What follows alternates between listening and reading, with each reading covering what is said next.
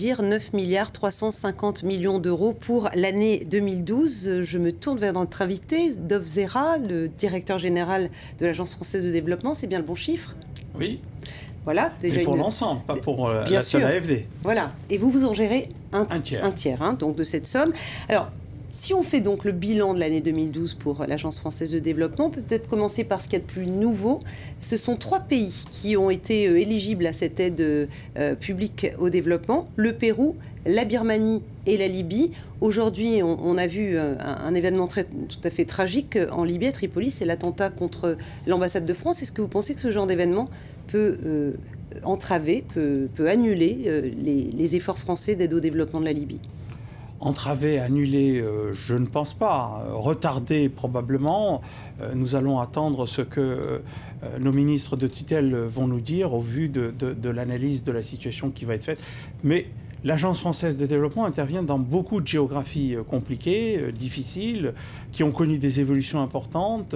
La Tunisie, l'Égypte, le Yémen, la Syrie en 2011, le Mali en 2012, maintenant la Libye. Voilà, je dirais que ça fait un peu partie du lot quotidien du travail du développeur. Alors, votre cible reste, votre priorité absolue, si je reprends les termes d'ailleurs du rapport que vous avez publié, reste l'Afrique subsaharienne. C'est pourtant un continent qui est en plein changement et notamment qui est vraiment en pleine croissance. Il y a des taux de croissance en Afrique, y compris subsaharienne, qui pourraient faire rougir certains pays européens. Pourquoi rester sur cette priorité absolue? Parce que c'est vrai que depuis 2004-2005, l'Afrique subsaharienne connaît un développement économique important. Mais ce développement économique est encore aujourd'hui basé principalement sur l'augmentation du prix des matières premières, et donc ce n'est pas encore un développement durable, soutenable, surtout compte tenu des défis auxquels l'Afrique subsaharienne a à faire face et aura à faire face. Il y a environ 850 à 900 millions d'habitants aujourd'hui en Afrique subsaharienne. En 2050, il devrait y avoir 2 milliards d'habitants, donc une population qui va doubler. Dans le même temps, la population urbaine va tripler.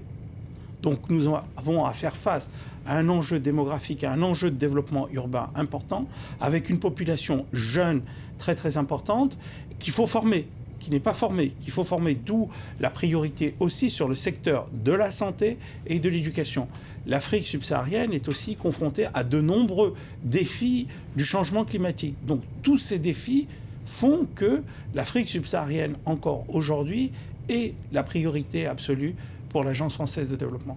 Alors voilà la cible. Les moyens maintenant. On a vu que vous gérez un tiers de l'aide publique française, mais ça passe par quel canal? Est-ce qu'on donne tout ça à des entités publiques? Est-ce que ça passe par les entreprises privées? Ce sont des prêts? Ce sont des subventions? Comment ça marche? Alors nous avons toute la palette des outils, que ce soit des subventions, que ce soit des prêts bonifiés ou non bonifiés, des garanties, des prises de participation capitale par l'intermédiaire de notre filiale Proparco dédiée au secteur privé. Bien entendu, pour des grands projets, nous sommes tenus de travailler avec les États, les administrations centrales, les entreprises publiques, mais souvent nous sommes confrontés à des problèmes de maîtrise d'ouvrage, de gouvernance plus généralement. Et nous développons de plus en plus nos interventions par l'intermédiaire des ONG et des collectivités locales françaises impliqués dans des opérations de coopération décentralisée. Et par l'intermédiaire donc des ONG et des collectivités locales françaises, nous sommes au plus près des sociétés civiles que nous cherchons à conforter, à renforcer, et qui est probablement l'élément le plus sûr, le plus durable de développement économique de ces pays. Merci beaucoup, Dov Zera, donc directeur général de l'Agence française de développement. Merci d'avoir été notre invité. Merci à vous. Merci beaucoup, Dov Zera. Parmi les nouveaux bénéficiaires de l'aide française au développement, Myriam, il y a notamment la Birmanie, un partenaire presque normal maintenant de l'Union européenne. Oui, puisque l'Union européenne a effectivement levé l'ensemble des sanctions à part sur la vente des armes qui visaient donc ce pays. Et le but, c'est évidemment d'encourager la démocratisation de la Birmanie. Jusqu'ici, il y avait 5000 personnes, 8000 entreprises qui étaient blacklistées, qui étaient mises sur liste noire. C'est terminé, donc mis à part évidemment donc la vente, le commerce des armes, parce que cette ouverture politique, c'est aussi une formidable opportunité économique. Regardez ce reportage de Vanessa Tsanga. Pour tous les investisseurs européens, c'est une porte qui s'ouvre vers un nouvel Eldorado. Juste après l'annonce de l'Union européenne, Ces Allemands sont venus étudier les possibilités de rachat de cette entreprise spécialisée dans le textile. De bonnes conditions de travail, pas de travail des enfants. Du moins, s'il y en a, ces enfants qui quittent l'école pour travailler doivent avoir une formation. Finalement, c'est une bonne chose pour tous. Tout le monde y gagne, l'industrie et les gens ici. La main-d'œuvre ici reste bon marché. Elle pourrait permettre de relancer l'industrie du textile. Jusqu'à la fin des années 90, la Birmanie était un des plus grands acteurs de la confection mondiale. Plus de 400 usines spécialisées, rien que pour l'Europe et les États-Unis. En 2000 encore, le textile représentait près de 40% des exportations du pays. Mais après l'application de sanctions commerciales imposées par l'Occident, la moitié des entreprises a fermé. Aujourd'hui, beaucoup espèrent que la tendance va s'inverser. Maintenant que l'Union européenne a levé les sanctions, non seulement les exportations sur le marché européen vont augmenter, mais nous allons aussi bénéficier d'investissements européens ici. Car au-delà du textile, le pays regorge de richesses naturelles. Mines, pétrole, gaz, de quoi exciter l'appétit des grandes multinationales. Et depuis un an maintenant, beaucoup sont venus s'y installer. États-Unis, Japon, Thaïlande. La France aussi. Vinci et Bouygues se battent pour obtenir l'un des nombreux chantiers de réaménagement de la capitale birmane.